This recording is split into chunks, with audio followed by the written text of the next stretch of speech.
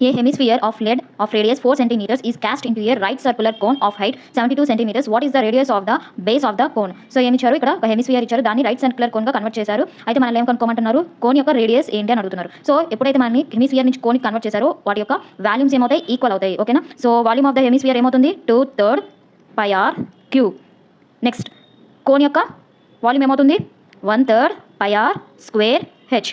ఓకేనా. ఇది హెమిస్ఫియర్ యొక్క వాల్యూమ్, ఇది కోన్ యొక్క వాల్యూమ్. ఓకేనా. సో ఇక్కడ 3 క్యాన్సిల్, పై క్యాన్సిల్. సో ఏమి మిగులుతున్నాయి ఇక్కడ 2 ఆర్ క్యూబ్, నెక్స్ట్ ఇక్కడ ఆర్ స్క్వేర్ హెచ్. ఓకేనా. సో రేడియస్ ఎంత ఇచ్చారు, హెమిస్ఫియర్ యొక్క రేడియస్ 4. సో కాబట్టి 2 × 4 క్యూబ్ అవుతుంది. 4 క్యూబ్ అంటే 64. That is equals to radius of the cone. Next H ఏంటి 72 సెంటీమీటర్స్. So 72 centimetres.